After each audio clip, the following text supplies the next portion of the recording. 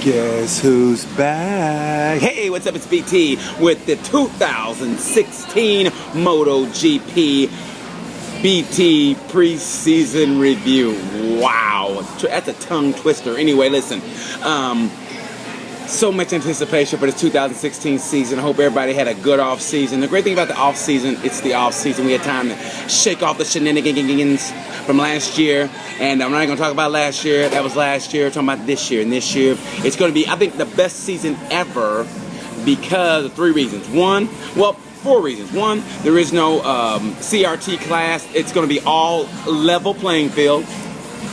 Yeah, no one's going to have an advantage this year. We've got new tires, new manufacturer. Michelin's going to be here, which ought to be, it's going to be weird, man, because Loris Bass had that crash at 188 miles an hour. So I think they got the kinks worked out. At least we hope so. There's a lot of crashes. They don't talk about the crashes. A lot of crashes on the new tire. Hope that they get it all sorted out for Qatar. And the electronics, everybody's gonna be on the same electronics, so the playing field's gonna be even. No one's gonna have an advantage. Anyway, I think the first 5 races of the year, everybody's gonna be pretty much even. I think it's gonna be even for the most part, where everybody gets everything sorted out. And by the way, what happened to Honda over the off season? Did they know there was gonna be testing?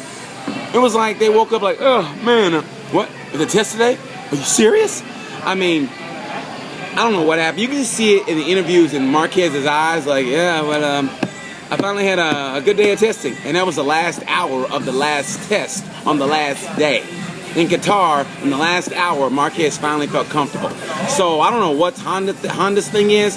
I think, honestly, Yamaha starts off a little bit ahead of the game. And let me tell you something. The people who came out above, who came out on top during preseason testing, you gotta look at Maverick Vinales. Maverick Vinales, as my mama would say, really showed his ass during preseason testing. I think he looked great. I think that team, especially Maverick, it's going to be a monster year for that guy. I predict a monster year for Maverick. Suzuki is sorting things out, but when they do, you watch for Maverick. I really think this guy is going to be the breakthrough star. The breakthrough stars of GP going to be Ducati team. The Ducati team, let me tell you something. Scott Redding is going to be rejuvenated on a bike he should have been on last year. For some reason he went with Honda, but he should have been on a Ducati last year. So he's finally on a Ducati where he feels comfortable. He's looked great at the at Qatar. I think Iannone is going to be at the big boys table this year. You watch. Like, I think his breakout race was when he was in Australia, and when he stuffed it up inside of Rossi and Marquez, that was his breakout party. That was his breakout party. Now he's at the big table. You know, on Thanksgiving you got the big table for the adults and the little table for the kids. Well, he's now eating at the big table, trying to steal money from the big people. Yeah. Okay. So anyway, so look for Iannone to have a great year. Look for Redding to have a great year. And by the way, Ducati, period, as a team will have a great year. We have a 2-time world champion as your test rider because he don't want to race. That's why he's a test rider, because he don't really want to race. He just wants to test ride. That's how good Ducati is. Their test rider is a 2-time world champion. So Ducati is playing with house money. They're gonna have a monster year, but in the end, I think the usual suspects are gonna be Lorenzo, Rossi, and I really think Marquez is gonna get things figured out. Watch for Crutchlow to have. Crutchlow's gonna be in the mix, and I think, like I said, I think Crutchlow's gonna be in the mix. I also think that Maverick Vinales and Andreas Iannone, those guys, I think it's gonna be the best year ever for MotoGP, ever, the best year ever. So watch out for these guys. Took some notes, and basically, I think the great thing about this season is the silly season actually starts when the season starts. Everybody's contract is up this year. So basically, everybody's looking for a ride beginning of the year. I mean, Lorenzo wanted a new contract before the season even started for the next season. Everybody is looking for a ride now. Basically, it's the Hunger Games out there.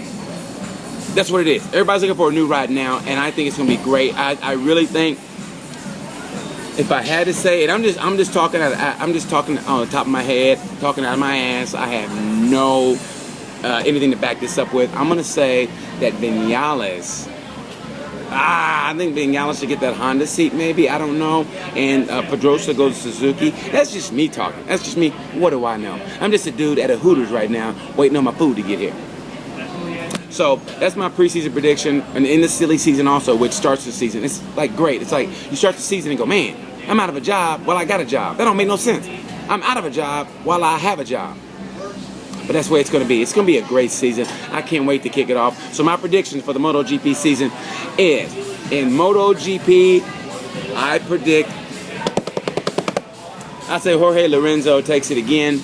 I think Lorenzo was a half a second faster than anybody. He looked great. They got the little winglets. I don't know what it is with the winglets. I don't know if you guys like them, but they look weird, but I guess they work. It's the winglet. I mean, Rossi better be careful when he swings his leg out. That's all I got to say. The winglets will chop his leg off. So they got the winglets on the Ducatis, and the Yamaha tried them, and I think even Honda tried them. So it's going to be, hold on. And it's good. That's my Hooters waitress. Anyway, so I think it's going to be a great year. I have Lorenzo winning it. And I really think the top four will be separated by less than, I think out of the top four, the points will be separated by less than 20 points between the top four. And I think it's going to come down to Valencia again. And I think it's going to be a toss-up, but I have Lorenzo winning it and Rossi and Marquez and a close second and third.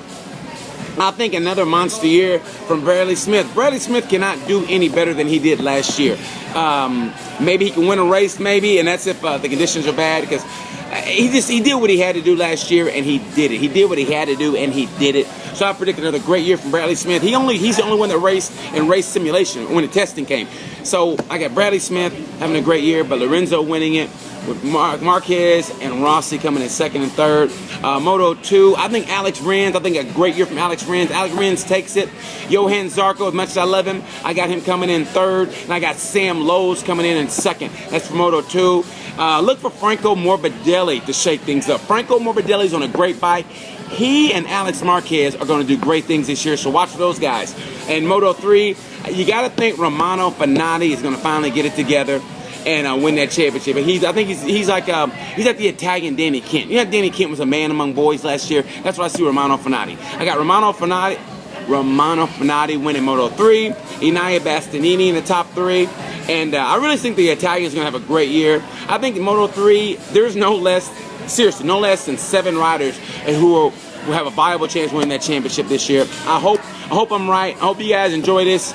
I can't wait for the season to start. I hope you guys enjoy this. So I see you guys. This was BT MotoGP 2016 review of the season. It's going to be a great year. I can't wait to bring you guys my race summary every week. So thank you so much, and I'll talk to you later. Peace.